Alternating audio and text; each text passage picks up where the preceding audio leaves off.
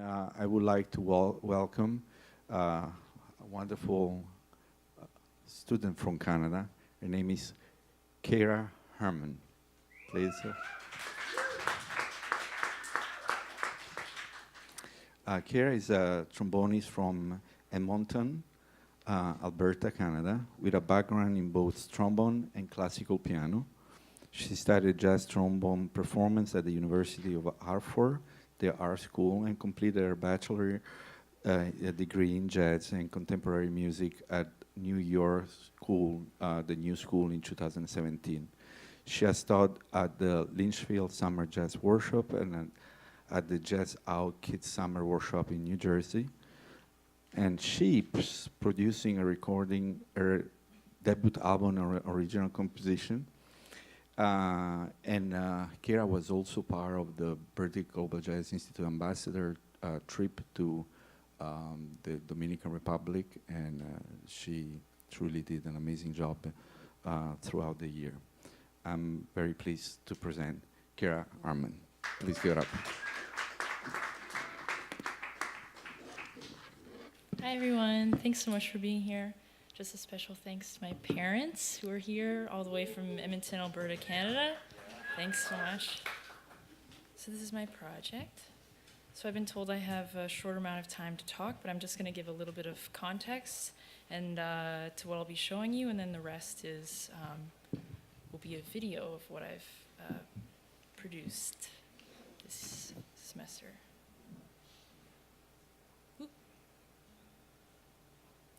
So just to talk a little bit on the concept and goals, so this project is an opportunity to discover and explore and develop another place of artistry and to expose the beauty and simplicity of everyday things and occurrences. And it's also an opportunity, and it was in the beginning also, to explore the depth of my fascination with light, object, nature, and other forms of art. And it was also an opportunity to explore the depths of my own mind and my own heart. So just a little bit on the development. So I decided for this project not only to compose music, but also to be in the pursuit of learning about other forms of art. So I explored poetry, free writing, sketch composing, which is like a shorter form of composing, so just sketching down little ideas and accumulating them. Photography, story writing, and of course composition. So just a note on personal process. This last semester I was advised by Carl Riley, who spoke on process quite a bit, and I was extremely influenced by him. So with guidance, I had a chance to develop a personal approach to the process of creation, which taught me faith in the subconscious mind and faith in the collective experience. It also gave me a healthy perspective and curiosity and a sense of freedom in pursuit of art. So just to speak on the thread, so as I was developing this and accumulating poetry and writings, I was feeling this sense of this like connective piece, which I kept calling the thread. So I had all these pieces, and I would talk about the thread being this thing that would tie it all together. So I had many pieces of reoccurring imagery and cohesive qualities, so I could tell that it was already sort of happening, but I felt that there was something missing. So it led to this story development, which in turn informed the music, the writing of the music later. So it's a story of three characters. There's a man, a woman, and then the personification of time as both man and child. So the story is kind of a snapshot, a moment in time of their story of love and struggle. And time acts as like this all-knowing being, basically consulting the woman. And then there's also the exploration of internal worlds of each character. So it's not as much of a story of time passing in the real sense, but time passing in the internal sense of. So I just listed some of the names of the music. So I composed 8 pieces of music, which all represent parts in the story. So for the music, I have the romance theme, anticipation, escaping light variations, doubts and frustrations, walking oceans, if all we have is now, and song for a child. And then on your right is the list of some of the poetry that I also wrote. It didn't all make it into the film, but this is what I have. So plans moving forward is I just want to develop the project further and also develop my own personal process. And I'd also like to collaborate with filmmakers and videographers. And eventually I would love to be able to make a short film, which is what I'm calling an emotional screenplay. So that's the end of the contextual bit. And then, so I'm just going to switch over to the video here. Right. I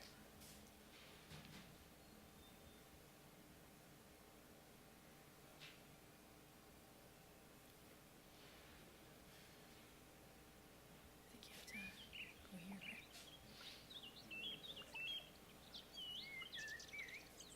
right? Oh, Ray, it's not showing.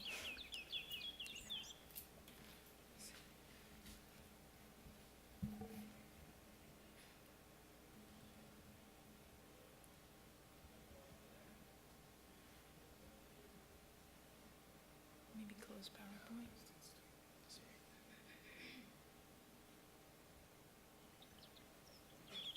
Go back.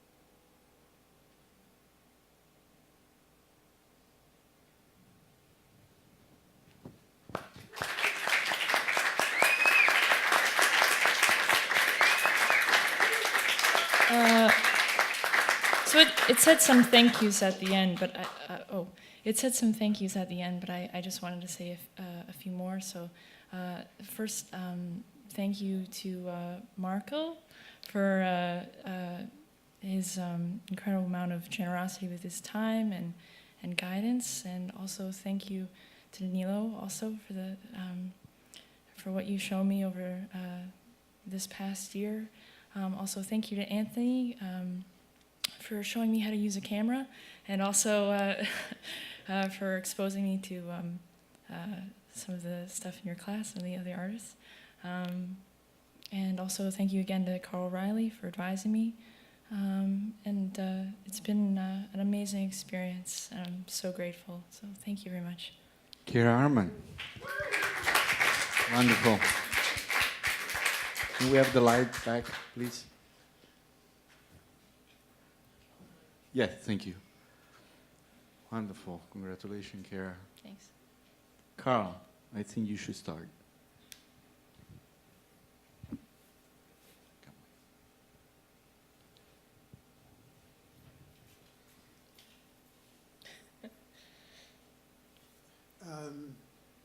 Congratulations and thank you.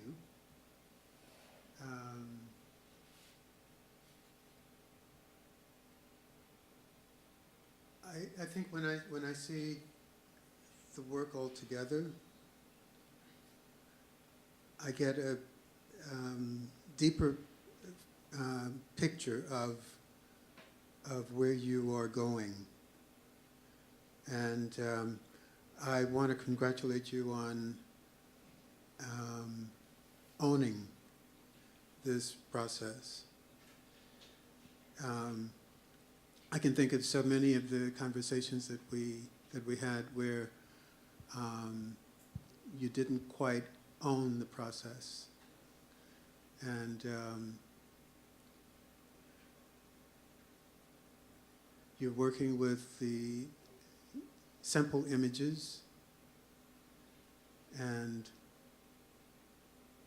you're making poetry from those simple images.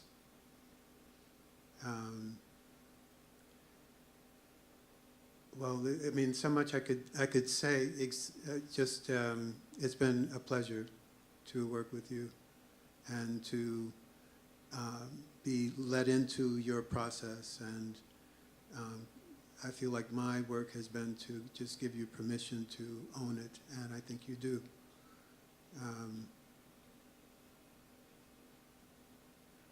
Congratulations. Thank you, Carl.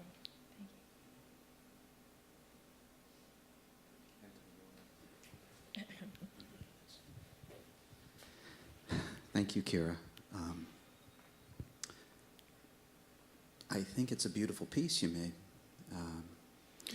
I wrote down a couple things here that I have brava next to them, and one of them is a trust in the audience. You see, you spoke of a thread, but there was no sense when I was watching this that I needed to get on board with a particular way of looking at what you did. And I think that takes, you showed an enormous amount of trust in the audience in the way that you assembled this piece. Mm-hmm. You're not telling them what to think, but you're guiding them. And I think that's appropriate because it's a filmic artifact, you see, combined with music. And the way those two things went together was lovely. The other piece that I appreciated a lot, I wrote down unapologetically personal. You see? Yeah. There's a strong strain in art making where people, if they're doing it for self-therapeutic reasons, they want to be understood, and perhaps that's generating some of this, but I don't feel overwhelmed by that. Do you see what I'm saying? Mm-hmm. I don't feel that I need to get on board with understanding you in the way you want me to understand you, but you give me a lot of space with the images you present and the words that you put down to have my own feeling about it. Mm-hmm. And it just felt like, what a break. What a break to give people the time to just look at an image and have no responsibility to do anything but enjoy it, you see? Yeah. And I just think that's lovely. I wanted to just maybe ask you a question. Okay. The one part of it that I would ask about is the way that the text appears. Yeah. Sometimes it appears, sometimes it fades in, Yeah. sometimes letters like- come in. Yeah. I was wondering if you just had a thought about what you were up to with that. Well, there was really the only 3 options on the format that I was using. All right, great. So I was. That's honest. Yeah. So I was sort of limited to that. Some of them I felt well, some of the poems, the words sort of dropped in, and I felt that was appropriate for a larger amount of text. Yeah. Just to sort of, okay, oh, there it is, and then it appears, and then you read all the way down. Yeah. And then some of the poems I split into smaller sections and then revealed them slowly, like over time. And I Yeah. let those kind of slide into view. Yeah. I liked that approach, but yeah. Yeah. I mean, if I may, I think I would just offer to you, Yeah. when you show the visual images, Yeah. the amount of time you give is sufficient that a person doesn't feel like, oh, I've got to look at it quickly to get it. Yeah. If you, it's a thought I have, Mhm. that if you approach the text similarly, that we can luxuriate in it. Yeah, And there's right. no doubt that it's going to be up there. You see what I'm saying? The image, it didn't go away. Yeah. That element, but also how they appear. If you think about how your images appear, one after the other, and then how the text appears. Thus my question about the text, because sometimes it does this, sometimes it fades in. Yeah. And maybe you can find a way of making the two really talk to each other. You see what I'm Right. saying? Yeah. Yeah. And the other thing is, if you don't put the viewer under the feeling that they have to read the text quickly, they won't get into this dichotomous relationship with text and image. Because your text is so non-informational already. It's beautifully, it's poetic. And so it's just like words on a black screen. How beautiful. Right. How do they appear? How do they come out of sight? You see what happens next. Yeah. And the only last thing I'll say, and this is something that has to do just with presenting at the beginning, I appreciated that you kept that relatively short and gave a lot of time to the film. Yeah. The only thing I would say is when you're presenting and you have those words up there, sometimes it's interesting for the audience in a PowerPoint presentation to see something other than you reading the words. You see what I'm saying? Like you Right. might have an image or you might have something that reminds you, but you riff on it. You see what I'm saying? That's Okay. that's more of a technical Yeah. thing. But I think that's lovely, and I look forward to seeing what you end up doing with more active work in video and so on. Thank you so much. Thank you. Yeah. Thanks, Anthony.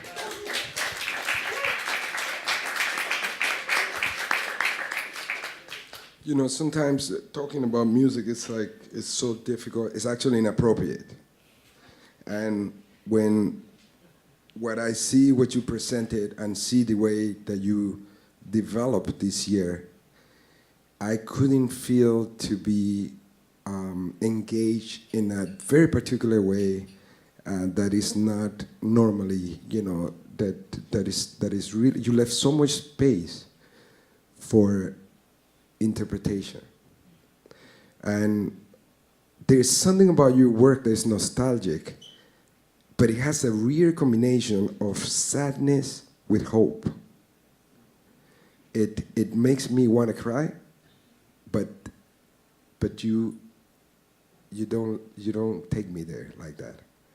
It is hopeful, and I want to encourage you to keep that, developing that, because we need that. And it reminds me, I want to tell you about this phrase that Toni Morrison, I think there's a lot of stuff that she said, the hopelessness that comes from knowing too little and feeling too much, so brittle, so dry. He is in danger of the reverse, feeling nothing and knowing everything. So what is the world we live on if we can not make something out of that give us hope? I give you tremendous praise for this, and you have been an example to the community of force, a warrior, peace, quietness, love above all. Thank you very much. Yeah. Thank you.